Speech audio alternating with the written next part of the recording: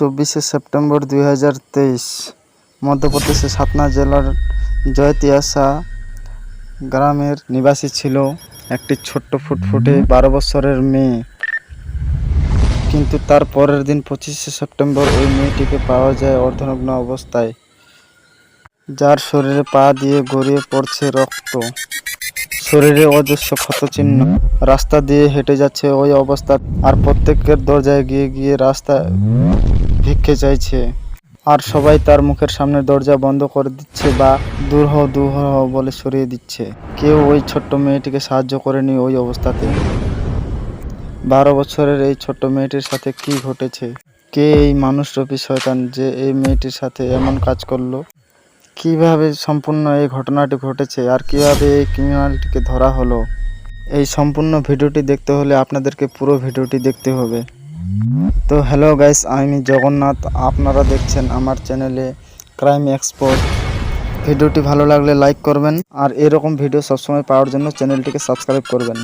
প্রথমে জানিয়ে রাখি, এই কেসটি যেহেতু রেপ কেস এবং মাইনার রেপ কেস, ছোট্ট মেয়েটির নাম এখানে অজ্ঞাত রাখা হয়েছে। মধ্যপ্রদেশের সাতনা ডিস্ট্রিক্টের জয়তিয়ারা গ্রামের বাসিন্দা এই ছোট্ট মেয়েটি। ওই ছোট্ট মেয়েটি তার নিজের ঠাকুরদা, বাবা এবং বড় দাদার সাথে থাকতো। তার মা অনেক দিন আগেই তাদেরকে ছেড়ে অন্য কোথাও চলে গেছে। মেয়েটির বয়স 12 এবং সে ক্লাস 8-এ পড়তো। পড়াশোনা ছাড়াও সে অন্যান্য মেধা পরীক্ষা বা দীপ্তি পরীক্ষা যাকে বলে, সেই সমস্ত পরীক্ষাগুলাও দিত। আর এমনই একটি বৃত্তি পরীক্ষা দেওয়ার জন্য 8 জন বন্ধু বান্ধব মিলে নিজের গ্রাম থেকে অন্য গ্রামে পরীক্ষা দিতে গিয়েছিল।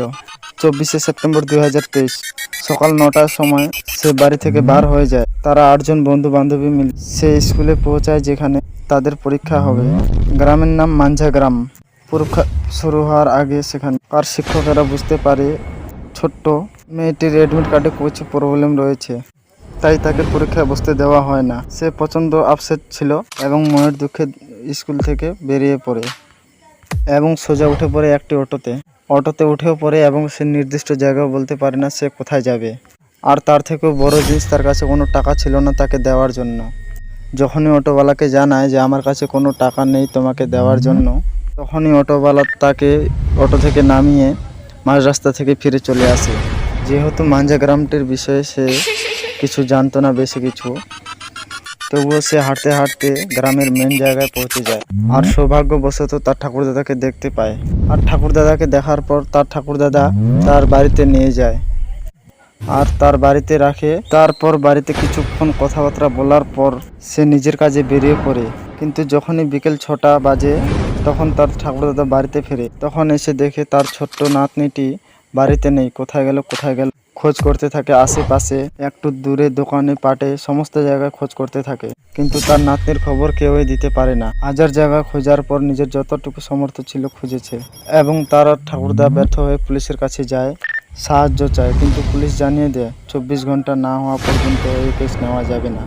রাত পেরিয়ে সকাল হয়, 24 ঘন্টা কমপ্লিট হয়। তারপরই সে আবার পুলিশ স্টেশনে যায় আর সেখানে গিয়ে সে আবার এফআইআর রাখার জন্য রিকোয়েস্ট করে। তখন পুলিশ সাথে সাথে অ্যাকশন নেয়।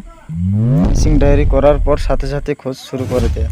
ওদিকে এই পুলিশ স্টেশন থেকে অনেক দূরে উজ্জয়নের একটি লোকাল পুলিশ স্টেশনে একজন পূজারি ফোন করে জানায় একটি ছোট্ট মেয়েকে পাওয়া গিয়েছে, যার অবস্থা খুবই সিরিয়াস। শরীরে অজস্র ক্ষতচিহ্ন, শরীরে রক্ত বয়ে যাচ্ছে এবং এই মেয়েটির সাথে খারাপ কাজও করা হয়েছে বলে দাবি করছেন সেই পূজারি। সাথে সাথে পুলিশ স্টেশন থেকে চলে যায় সোজা ওই মেয়েটির কাছে আর দ্রুত ওই বাচ্চা মেয়েটিকে হাসপাতালে ভর্তি করা হয়। তারপর যখন তার মেডিকেল চেক আপ করা হয় তখনই তারা জানতে পারে এই মেয়েটির সাথে পৈশাচিকভাবে রেপ করা হয়েছে। এছাড়াও তার শরীরের মধ্যে অনেক ক্ষতচিহ্ন রয়েছে, যেটা দেখে বোঝা যায় সেই সময় কতটা ধস্তাধস্তি হয়েছিল তার সঙ্গে। ওই মেয়ের শরীরের অবস্থা এতটাই সিরিয়াস ছিল যে ফ্যাট ছাড়াই তাকে ইনভেস্টিগেট করা হয় চিকিৎসার জন্য। তখনও মেয়েটি ভয়ে থরথর করে কাঁপতে থাকে। শরীরে অজস্র ক্ষতচিহ্ন, তার শরীরে তার নিজের কাপড়টুকুও নেই। এই কেসটি খুব সিরিয়াস জেনে পুলিশ অফিসার সাথে সাথে একটি টিম তৈরি করে 28 জনের এই কেসটি ইনভেস্টিগেশন করার জন্য। এবং সাথে সাথে এই বাচ্চা মেয়েটি যেখানে যেখানে যেতে পারে বলে মনে হচ্ছে পুলিশ সব জায়গার সিসিটিভি ফুটেজ চেক করে একের পর এক প্রায় 700টি সিসিটিভি ফুটেজ চেক করে পুলিশরা। নিজের গ্রাম থেকে প্রায় 700 কিলোমিটার দূরে উজ্জয়নের শহরে পৌঁছে গেছিল এই ছোট্ট মেয়েটি। শরীরে কাপড় ছিল না। সিসিটিভি ফুটেজ থেকে দেখতে পাওয়া যায় যে খুঁড়িয়ে খুঁড়িয়ে হাঁটছিল আর একটি বাড়ির দরজায় সাহায্যের ভিক্ষা চাইছিল, কিন্তু সেই বাড়ি থেকে লোকজন বেরিয়ে আসছে আর তাকে দূর দূর করে তাড়িয়ে দিচ্ছে। কেউ সাহায্যের হাত বাড়িয়ে দেয়নি, এমনকি তার যে অর্ধনগ্ন শরীরটাকে ঢেকে দেওয়ার মতো কেউ ব্যবস্থা করেনি। এত নির্মম হয়ে গেছে মানুষ, এতটা ভয় পেয়ে গেছে যে আমি এই কেসের মধ্যে জড়াতে চাইবো না। যদি জড়াতে নাও চাও, একটু বস্ত্র দিয়ে দিতে পারতে, তার নিজের অংশে, তার দেহের নিম্নাংশে একটি বস্ত্র দিতে পারতে। তার দেহের নিম্নাংশে একটি বস্ত্রও ছিল না। প্রায় 2 থেকে 3 ঘন্টা এইভাবে ঘুরিয়ে বেরিয়ে সাহায্য চেয়েছে, কেউ সাহায্য করেনি। তারপর ঠিক 9:30 নাগাদ বাদনগর টানটি আশ্রমের কাছে পৌঁছায় এই মেয়েটি। ওইখান থেকে পণ্ডিত রাহুল শর্মা বার হয়ে আসছিলেন। বাচ্চা মেয়েটির এই অবস্থা দেখে প্রচণ্ড ঘাবড়ে যান। সাথে সাথে তার নিজের বস্ত্র খুলে তাকে পরিয়ে দেয় এবং আশ্রমের মধ্যে নিয়ে আসে। এই মেয়েটি নিজে ভয়ে কিছু বলতেও পারছিল এবং তার ভাষাও বুঝতে পারছিল না। তাই সাথে সাথে পণ্ডিতজি পুলিশকে ফোন করে এবং পুলিশ 20 থেকে 30 মিনিটের মধ্যে সেখানে পৌঁছে গেছিল। এরপর পুলিশ আরও সিসিটিভি ফুটেজ তদন্ত শুরু করে। তারপর তারা দেখতে পায় সিসিটিভি ফুটেজে তিরুপতি কলোনিতে একটি অটো ড্রাইভার রের অটো থেকে নামছে। 26 তারিখ এই অটো ড্রাইভারটিকে পুলিশ খুঁজে বার করে, যার নাম ছিল রাকেশ মালভিয়া। তার অটোতে যখন সার্চ করা হয়, তার অটো থেকে রক্তের দাগও পাওয়া যায়, কিন্তু মালভিয়ার কথা অনুযায়ী সে জানায় এই মেয়েটি তার কাছে এই অবস্থাতেই এসেছিল। তার শরীরে যে কাপড়টুকু ছিল সেটা প্রচণ্ড ছিঁড়ে গিয়েছিল, প্রায় নগ্ন অবস্থাতেই ছিল। মালভিয়া নিজে মানবিকতায় নিজের জামাটি খুলে তাকে নিজের জামাটি পরিয়ে দিয়েছিল, কিন্তু পুলিশি ঝামেলায় সে পড়তে চায়নি বলে সে তিরুপতি কলোনিতে নামিয়ে দিয়ে চলে গেছিল। যদিও এই ঘটনার জন্য সে পরে অনুশোচনা বোধ করেছিল, যদিও তারপরেও তার উপরে একটি কেস চাপানো হয় IPC 176 ধারা। এরপর পুলিশের নজরে পড়ে উজ্জয়নের স্টেশনে, যেখানে ভোরবেলা 3টা থেকে 5টা অবধি মেয়েটি ওখানেই ছিল, যেখানে তারা দেখতে পায় এই ছোট্ট মেয়েটি 3টে অটো ড্রাইভারের সাথে কথা বলছিল এবং তারপর 3 নম্বর অটো ড্রাইভারের সাথে কোথাও একটি বেরিয়ে পড়ে।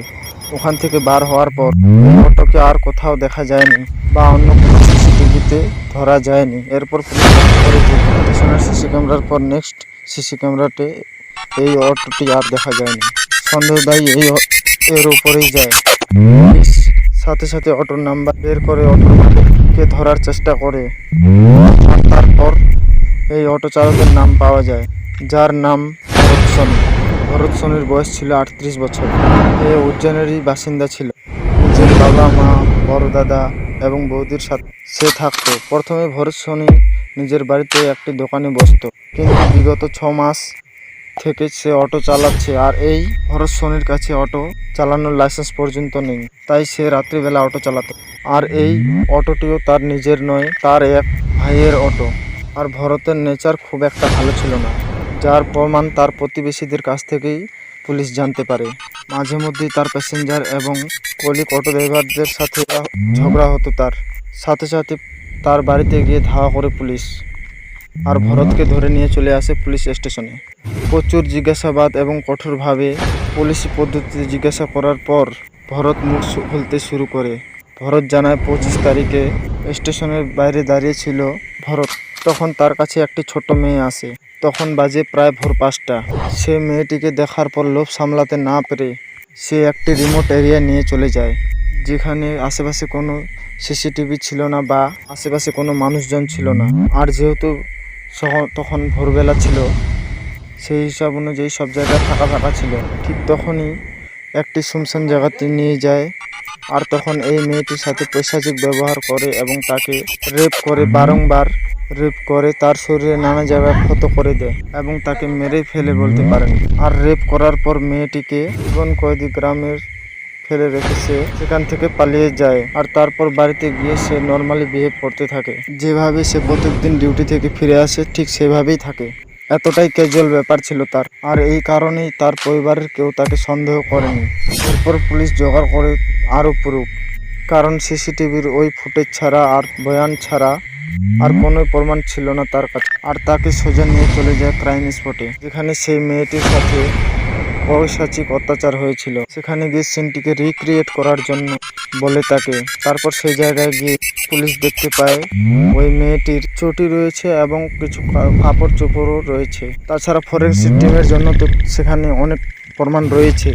এখানে স্ট্রিং রিয়েট করার জন্য ভরত কিন্তু আবার পালানোর চেষ্টা করে, আর এই পালানোতে পুলিশ কিন্তু মোটেও তাকে ছাড়তে রাজি হয়নি। তার সাথে শুরু হয় ধাওয়া করা। তখন পুলিশ দৌড়ে চলে যায় তাকে পাকড়াও করার জন্য। আর এই দৌড়াদৌড়িতে ভরত খুব ভালোভাবে আহত হয়, যাতে তাকে সার্জারি পর্যন্ত করাতে হয়। হাসপাতালে তাকে ভর্তি করানো হয়, সার্জারি করানো হয় এবং তারপর তাকে অ্যারেস্ট করা হয়। এখানে স্যালুট জানাতে হয় ভরত স্বামীর বাবাকে, যে নিজের ছেলের এই ক্রাইমের কথা শুনে বলেছিল আমার ছেলের ফাঁসি চাই, কারণ এই ধরনের অমানুষ ছেলেকে পরিচয় দিতে আমার লজ্জা লাগে। শুধুমাত্র যৌন লালসায় একটি বাচ্চা, ফুটফুটে ছোট্ট 12 বছরের বাচ্চার সাথে মানুষ এইভাবে পৈশাচিক অত্যাচার কিভাবে করে। ভরত শুধুমাত্র নিজের কিছু মিনিটের সুখের জন্য একটি মেয়ের জীবন সম্পূর্ণভাবে নষ্ট করে দিল। হয়তো সে শারীরিক দিক থেকে সুস্থ হয়ে উঠলেও তো তার মানসিক দিক থেকে এই জীবনে কোনো দিন সম্ভব নয়। আবার কিছু ক্ষেত্রে আশ্চর্য লাগে সব জায়গায় এই জায়গার মানুষগুলোকে, যাদের দরজায় ভিক্ষা করছে। আশ্চর্য লাগে এই মানুষগুলোকে, যাদের দরজায় দরজায় সাহায্যের হাত বাড়িয়েছিল, কিন্তু সবাই দরজা খুলে আসছিল ঠিকই, কিন্তু কেউ সাহায্য করেনি। তো তারপরে ভরতকে পুলিশ অ্যারেস্ট করে এবং সাজা দেয়। তো বন্ধুরা, এই হচ্ছে আজ ক্রাইম এক্সপোজ। এরকম ভিডিও পেতে আমার চ্যানেলটিকে সাবস্ক্রাইব করবেন এবং ভিডিও ভালো লাগলে লাইক করবেন।